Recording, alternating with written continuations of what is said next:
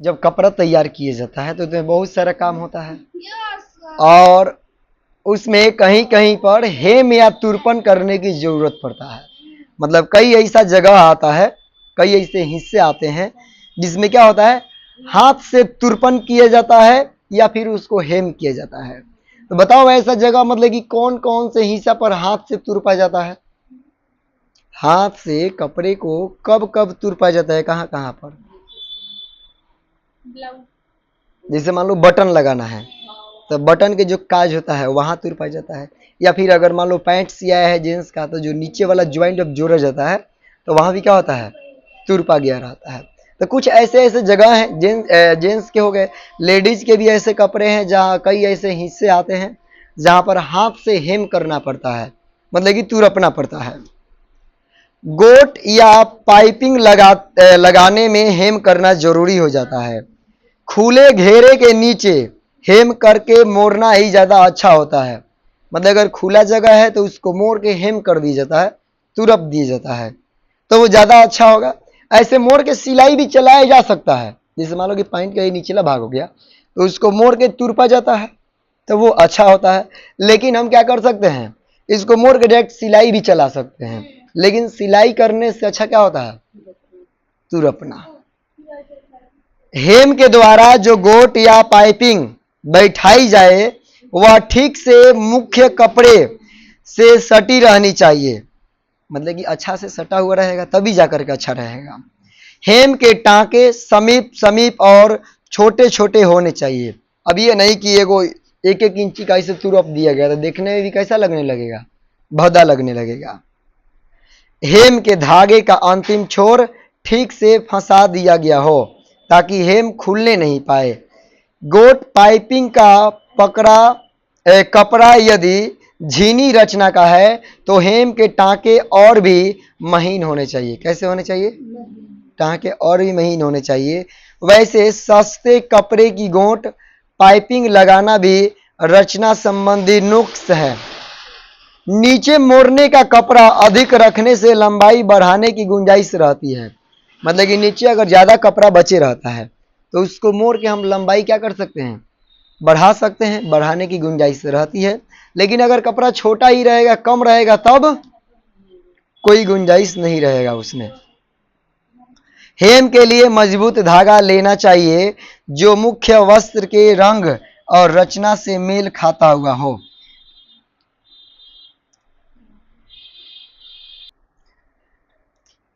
और मुख्य वस्त्र के रंग और रचना से भी क्या होना चाहिए, मेल खाता हुआ होना चाहिए। क्योंकि हेम के टांकों का कुछ अंश कपड़े सीधी तरफ सदैव दिखाई देता रहता है। जैसे नायलन की सिलाई नायलन धागे से हो और सिल्क के कपड़े की सिलाई सिल्क के धागे से हो। मतलब जिस प्रकार के कपड़ा हो उसी प्रकार की क्या होना चाहिए, सिलाई वाला धागा भी होना चाहिए। बंद करने के साधन मतलब कि जो फास्टर्स एंड जिप होना चाहिए, मतलब कि जिप लगे होना चाहिए, उसको बंद करने के लिए कुछ ना कुछ क्या होना चाहिए, उसमें साधन होना चाहिए। तो प्रत्येक परिधान में चढ़ाने उतारने के लिए कुछ खुला अंश रखना पड़ता है जिन्हें पहनने के बाद बंद करने की व्यवस्था रहती है। इसके लिए स्टेप, प्लेकेट, काज, बटन, जीप, बकल, हुक, आई, फास्टनर्स, बंधन आदि प्रयोग किए जाते हैं। मतलब ये सारे चीज हैं जिससे परिधान को क्या करना होता है, बंद करने की सुविधा है। ये सब परिधान के अनिवार्य और महत्वपूर्ण भाग रहते हैं। इन्हें उत्तम किस्म का प्रयोग करने से, मतलब कि अगर ये बढ़िया किस्म के क्वालिटी का अगर लगाया जाए तो परिधान अधिक दिन तक चलता रहता है। साथ ही इन्हें लगाने और बनाने का ढंग भी अच्छा होना चाहिए। कैसा होना चाहिए, अच्छा होना चाहिए। काज के टांके ढीले होते हैं या उसके कटे भाग को अच्छी तरह से टांकों से बांधा नहीं जाता है तो धागे छिटकने लगते हैं। मतलब कि अगर बढ़िया से नहीं बांधा जाता है तो क्या होता है, छिटकने लगता है। किनारों का कपड़ा कटने लगता है तथा काज का आकार बिगड़ जाता है। बिगड़ता हुआ काज संपूर्ण वस्त्र के सौंदर्य को प्रभावित कर देता है। इससे विदित होता है कि रेडीमेड कपड़े के हर पीस और पार्ट का अच्छा और टिकाऊ होना वस्त्र की सेवा क्षमता, टिकाऊपन और उसके सौंदर्य को कितना अधिक प्रभावित करता है।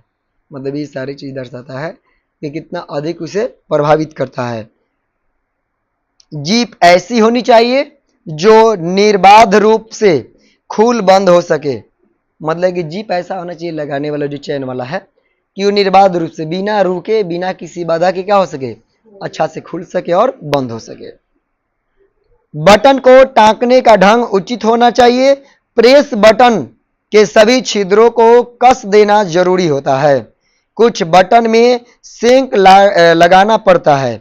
इसमें बटन और कपड़े के बीच के धागे को कस कर लपेट कर पक्की डोरी के समान बना हुआ होना चाहिए। प्रेस बटन वहां लगे होने चाहिए जहां कपड़े को बंद हो जाने के बाद पूर्णतः चिकना दिखने की जरूरत हो। मतलब कि जो प्रेस बटन है ऐसा होना चाहिए कि अगर कपड़ा को बंद कर दिया गया है तो एकदम चिकना दिखे। कैसा दिखे? जैसे मतलब कि इसको बंद कर दिया गया तो कैसे साफ दिख रहा है अच्छा से। अगर ये पीछे वाला जिसे पार्ट जैसा दिखे तो खराब लगने लगता है, उल्टा वाला जब हो जाता है।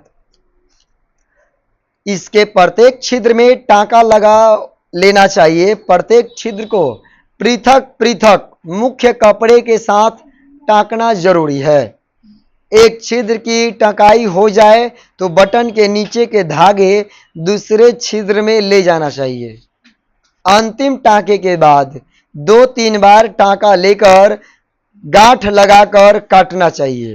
टांके के चिन्ह सीधी तरफ नहीं दिखाई पड़ने चाहिए। मतलब एकदम सीधी नहीं होनी चाहिए। अंतिम टांके के बाद 2-3 टांका हो गया ना।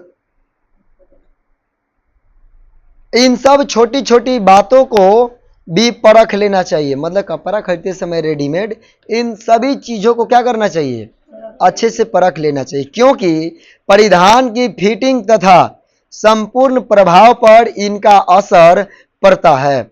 अधिक लंबे खुले भाग में स्नेप के बीच में आई हुक के जोड़े भी नियमित मध्यांतर पर रहने चाहिए, जिससे खिंचाव पड़ने पर अचानक परिधान का वह भाग खुलने न पाए।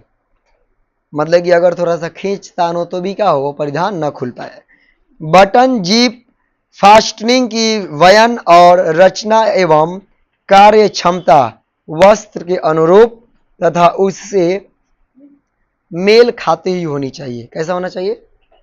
उससे मेल खाते ही होनी चाहिए, तब जाकर के वो अच्छा होगा।